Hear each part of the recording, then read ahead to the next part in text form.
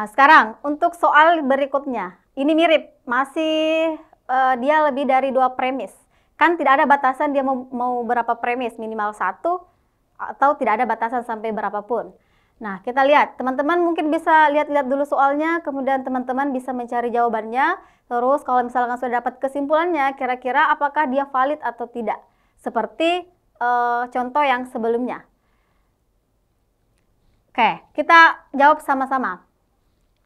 Amerika akan menginvasi Irak hanya jika Saudi Arabia tidak menghukum keterlibatan pihak luar.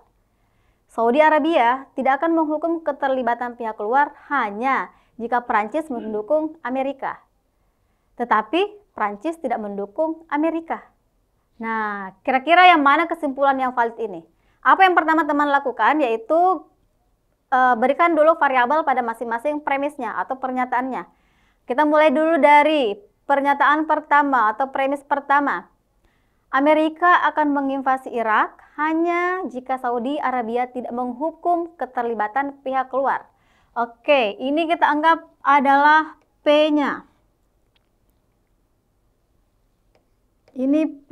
Kemudian hanya jika sama dengan maka ya. Hanya jika itu sama dengan maka. Saudi Arabia tidak. Oh, ini ada kata tidak. Berarti kalau ada kata tidak berarti dia adalah negasi. Karena pernyataannya tidak sama dengan pernyataan awal berarti variabelnya tidak sama. Kita anggap dia adalah ingkaran Q. Kemudian Saudi Arabia tidak menghukum keterlibatan pihak luarnya. Berarti ini adalah ingkaran Q. Hanya jika Prancis mendukung Amerika. Oh, ini pernyataan baru, berarti ingkaran Q maka R. Dan, tetapi itu sama dengan kalau saya katakan dan Prancis tidak mendukung Amerika. Berarti dia adalah ingkaran R. Nah, ini kita cari kesimpulannya dulu. Nah, kita ambil pernyataan yang pertama. P maka ingkaran Q. Kemudian premis kedua. Ingkaran Q maka R. Terus yang ketiga, ingkaran R. Nah, kita ambil dulu dua variabel, dua premis. Premis yang 1 dan 2. Kalau misalkan ini kita bawa, maka P implikasi Q, ingkaran Q implikasi R, maka coret-coret maka hasilnya adalah PR. Oke?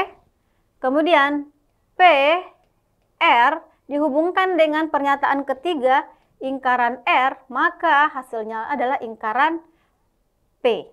Karena ini implikasi. Nah, kalau misalkan dia bukan R, maka dia juga bukan P. Berarti kesimpulan yang cocok untuk menyatakan bahwa dia ingkaran P yang mana?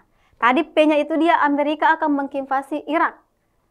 Hanya jika Saudi Arabia tidak menghukum keterlibatan pihak luar. Nah, P dia akan menginvasi. Berarti kalau ingkarannya dia tidak akan menginvasi.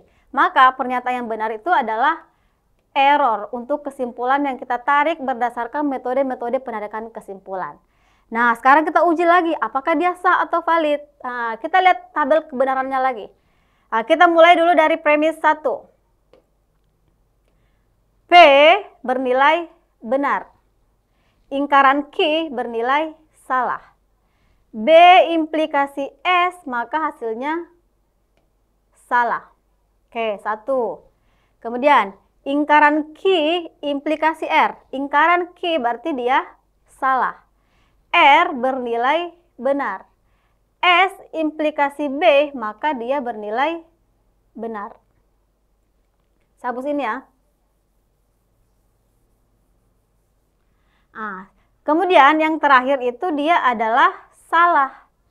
Bagaimana kita menghubungkan ketiga premis ini? Nah, inilah yang kita gunakan perangkai dan.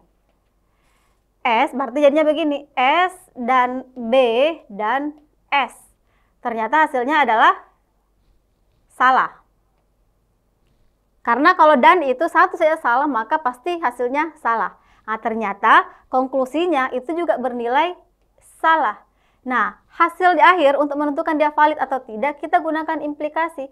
Salah, implikasi salah, maka hasilnya adalah benar. Berarti dia valid atau tidak valid? Oh, Ternyata karena dia menghasilkan tabel kebenarannya benar, maka dia adalah valid. Bisa? Aman ya? Atau kalau ada pertanyaan, silakan teman-teman bertanya di kolom chat.